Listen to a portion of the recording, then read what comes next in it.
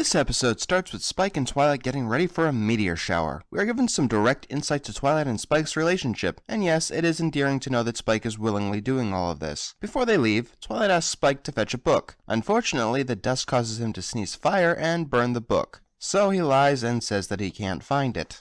They get to the meteor shower place, and every pony else starts fawning over Spike. Cindy Morrow, I know what you're trying to do here with contrast and all, but from my end, this attention seems to be coming out of nowhere. Build up to these kind of things, or at the very least, don't hammer it in so much. And Spike falls asleep, and yes, we get that Spike punch joke. Later that night, Twilight puts Spike to bed and starts writing a report on comets when she hears something. She goes out to check on it, and ends up leaving the door open. Then, seeing a shadow, she opens the window, and the wind blows out her paper. Suddenly, Twilight has become a coward, claiming that searching the shadows is a job for Spike. Twilight, we've seen you deal with all kinds of monsters. It isn't like you to be afraid of the dark. All of the creepy, I guess, stuff was caused by an owl who brought Twilight's paper back. Hey kids, if you ever see a wild owl in your house, you should probably call an exterminator, because they do carry diseases. Twilight doesn't seem to consider that, so she offers to let the owl stay, because of one simple act of kindness. The next morning, Spike has slept in, but he learns that the owl, now named Owlicious, has done all of his morning chores. Speaking of Spike, he doesn't really want any help from this junior assistant. Twilight doesn't really seem to care, and she's off so her two indentured servants, assistants, can get to know each other. And Spike becomes completely paranoid about the owl taking his job because potatoes. Yes, Cindy Morrow, you made it clear he doesn't like the owl. Now you need to make it clear why. Number one, not freaky feathers over there. No one said you weren't. Not yet, anyway. Stop trying to make the owl creepy! There's no point to it! Spike is reading up on owls, and he sees everyone else fawning over Owlicious. This is the episode's killing blow. Every pony says the same thing they said about Spike during the meteor shower. They've known Spike for what, a year? At least? This is the first time they've ever seen the owl. Ever! Such a star! I just had to make this little bow for you. You've never seen him before. I must also make it known that Rarity only gave the bow to Owlicious after Spike made himself known. And Spike realizes the whole stupidity of the situation and stops watching them. Rainbow suggests that Spike is jealous, and Fluttershy suggests that Spike is worried or threatened. Here's an idea. Just one teensy tiny little sentiment to stop me from believing you're both idiots. If you're worried about him, console him, or stop putting that owl on an equal pedestal to one of your friends. Replace him? Ha! That's crazy. Spike knows he can't be replaced. Or he should know. Spike is rambling on to himself while Twilight comes in with the owl riding on her back. Twilight asks Spike to find a book, but the owl gets it before he can. And I just realized something. Shouldn't Owlicious be sleeping? I mean, owls are nocturnal, and in the last scene we saw that it was clearly day. Oh no, he can't do that. We have to abandon logic just to make Spike as jealous as possible. And they do that. Later, Twilight breaks a quill, and Spike can't find one anywhere in the library. Considering that there's a bird in the house, you know where this is going. Spike goes all over Ponyville looking for a quill. And when he gets back, he finds that Owlicious let Twilight have one of his feathers. Never mind, that's not how writing quills work at all. I was calling out for you when you were turning this place upside down. Owlicious gave me one of his feathers to use as a quill. And you just let him go on anyway? You didn't even send the owl to bring him back? That gets Spike to snap, which I'm thoroughly convinced is the only thing that Cindy Morrow cares about at this point. I just realized something about Twilight's character. It's incredibly delicate. If she's even the least bit stupid, she comes off as incredibly annoying. You should be astute enough to realize that Twilight is going through something. After all, he lives with you, and you should know how he acts when he's upset. Owlicious found it right where it belongs.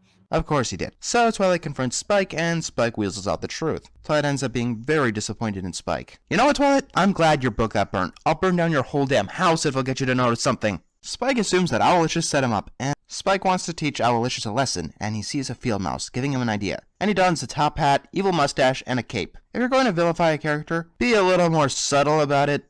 So, Spike steals a cat toy from Rarity and monologues about his plan. Is talking to yourself a common occurrence in Equestria? There is no need to explain this. We know Spike's intention, and we see what he's going to do. Spike tears at the mouse, covers it in ketchup, and acts like an idiot so he gets caught by Twilight. He didn't have to tell us anything, except maybe how he thought that this was going to work, considering the fact that I haven't seen the owl leave Twilight's back. I don't know what upsets me more. That you deliberately tried to set up Owlicious, or that you actually thought this pathetic attempt would work. Oh, so now you can notice the obvious. I'm trying to cut back on these, but I have to use it.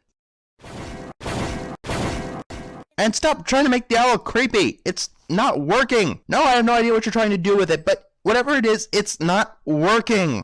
She doesn't love me anymore. Clearly not as much as she loves that owl. So Spike runs away, uses another overused joke. Could it get any worse? yours? And hides in a cave. And he comes across a treasure trove. Wow, you are a dumbass. I mean, everyone's been a dumbass this entire episode, but you really take the cake if you expect the cave full of treasure to not be guarded by something, like, say, another dragon. Yep, the dragon's pissed. Really pissed. So Spike turns tail and runs, but gets cornered, only to be saved by your lord and savior, Owlicious. So the owl, with no combat training, can go toe-to-toe with a full-grown dragon. Twilight gets Spike's attention and they run out of the cave, and they charge out of the forest. And once again, the owl manages to come in handy, as it can see in the dark. Don't unicorns have illumination magic? If Tweedledum can manage it, I'm sure you can. But no, they have to make the owl as unbelievably awesome as possible. To be honest though, this climax is one of the episode's few redeeming factors.